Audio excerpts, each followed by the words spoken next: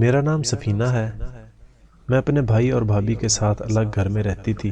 اماں ابا کے انتقال کے بعد اب وہی میرے سر پر سائے کی طرح تھے۔ بھابھی بھی میری سہیلی جیسی تھی، میری ہر چیز کا خیال رکھتی تھی، لیکن بھابھی کی کوئی اولاد نہیں تھی۔ بھابھی کو بچے بہت پسند تھے، وہ دوسروں کے بچوں کو بھی حسرت بھری نگاہوں سے دیکھتی تھی۔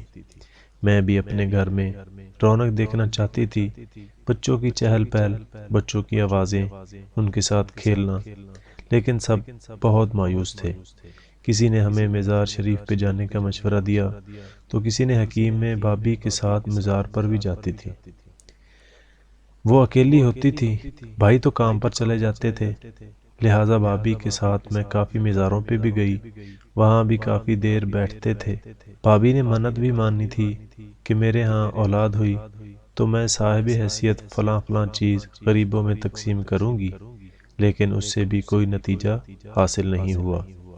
لہٰذا کافی مہینے اسی طرح جاتے رہے، پھر اس سے بھی مایوس ہو گئے تو بھابھی کی پھوپھی زاد لڑکی نے کسی حکیم کے پاس جانے کا مشورہ دیا۔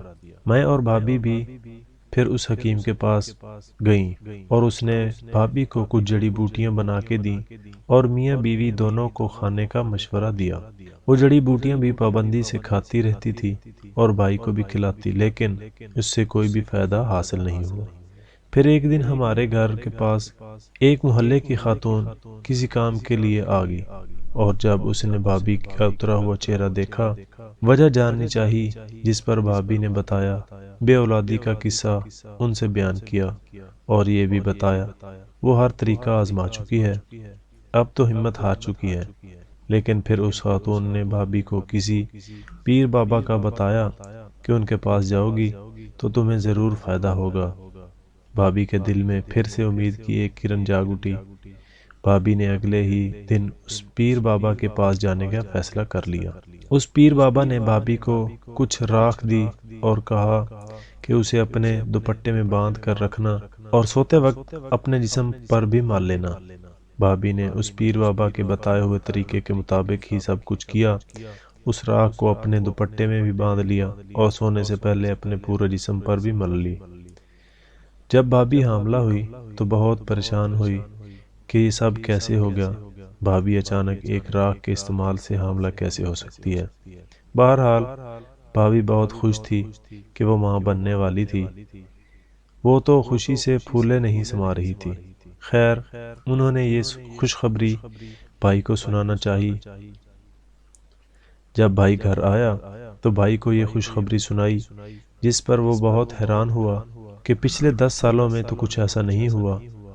بھائی نے بھابھی کو ڈاکٹر کے پاس چلنے کا کہا تو بھابھی نے انکار کر دیا، یہ کہہ کر کہ وہ ڈاکٹر الٹی سیدھی دوائیاں دے دیتے ہیں اور مجھے کافی عرصے بعد یہ خوشی نصیب ہوئی ہے جس کو میں برباد نہیں کرنا چاہتی۔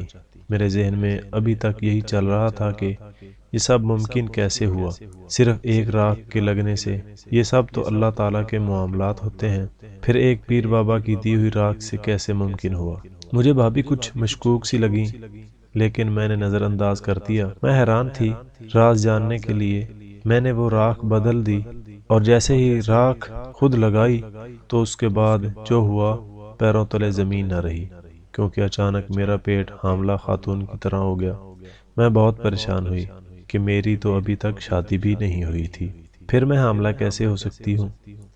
اب ایک حاملہ عورت لگ رہی تھی، اب میں بھائی بھابھی سے اور دنیا والوں سے کیسے نظر ملاتی؟ وہ میری بات کا یقین کیسے کرتے؟ لہٰذا میں اپنے کمرے میں رہنے لگی، اپنا پیٹ بھی سب سے چھپاتی تھی کہ مجھے اس طرح نہ دیکھ لے کہ میں کمرے سے کم باہر نکلتی، اور بھابھی کسی کام کے لیے مجھے آواز دیتی تھی تو میں کوئی بہانہ بنا کر باہر جانے سے انکار کر دیتی تھی۔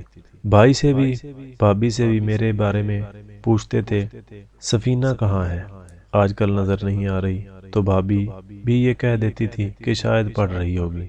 اپنا کافی دن تک تو میں سنبھالتی تھی، لیکن ایک دن بھابھی میرے کمرے میں آ گئی تھی اور مجھے ایسے دیکھ کر حیران رہ گئی تھی کہ میں بھابھی کو بغیر کچھ بتائے ان کے آگے رو پڑی۔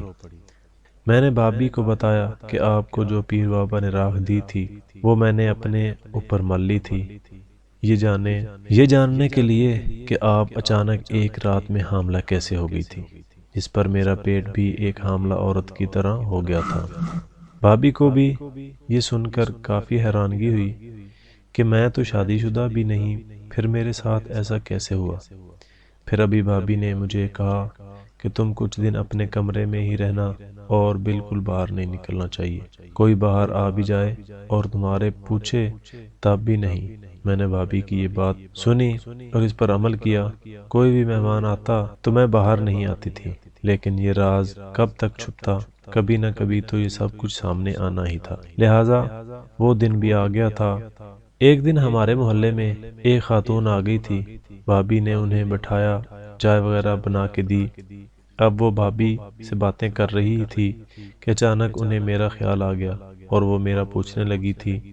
بھابھی نے بہت چھپانے کی کوشش کی، لیکن وہ سمجھ گئی تھی کہ یہ لوگ کچھ چھپا رہے ہیں۔ اس خاتون کو بھابھی بہت مشکوک سی لگ رہی تھی۔ پھر تو وہ ہوا کہ جس کا میں بھی تصور نہیں کر سکتی تھی۔ بھابھی کچھ کام سے باورچی خانے میں گئی کہ خاتون میرے کمرے میں آ گئی۔ میں ہکا بکا رہ گئی تھی کہ اب کیا ہوگا۔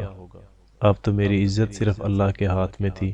پھر یوں ہوا کہ اچانک اس خاتون کے گھر سے اس کا بیٹا چلتا ہوا آیا اور گھر میں داخل ہوا کہ امی شمیلہ سیڑھیوں سے گر گئی ہے۔ پھر وہ خاتون بھاگتی ہوئی اپنے گھر کی طرف دوڑی، تب جا کے ہماری سانس میں سانس آئی۔ اب بھابھی نے کہا کہ اس کا جلد سے جلد کوئی حل نکالنا ہوگا، ورنہ ہم کسی کو منہ دکھانے کے لائق نہیں رہیں گے۔ اس وقت تو اللہ نے ہماری عزت بچا لی تھی، لیکن آگے کیا ہونا تھا ہمارے ساتھ یہ ہمیں بھی نہیں پتا تھا۔ بھابھی نے بھائی کو بتانے کا فیصلہ کیا تو میں بہت ڈر گئی تھی کہ بھائی کہیں گے مجھے جان سے ہی نہ مار دیں۔ تسلی دی، میں تمہارے ساتھ ہوں، تو ڈر کیوں رہی ہو۔ لیکن یہ کوئی چھوٹی بات نہیں تھی، ایک کنواری لڑکی کا حاملہ ہونا۔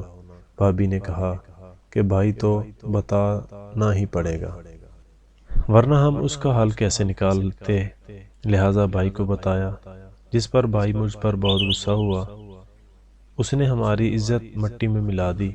میں بہت شرمندہ ہوئی تھی کہ میں نے ایسا کچھ کیا ہی نہیں، تو یہ سب ممکن کیسے ہوا۔ تو بھائی کو بہت سمجھانے کی کوشش کی، جس پر بھائی ناراضگی کا اظہار کیا۔ اب بھابھی نے بھائی سے کہا کہ ڈاکٹر کے پاس چلتے ہیں، وہ اس کا کوئی نہ کوئی حل ضرور نکال دے گا۔ لیکن بھائی نے اس کو کوئی جواب نہ دیا اور اپنے کمرے میں چلے گئے۔ اب میں بھی اپنے کمرے میں چلی گئی تھی اور بہت روئی تھی کہ یہ سب میرے ساتھ کیا ہو رہا تھا۔ میں بھائی کی نظروں میں بھی گر گئی تھی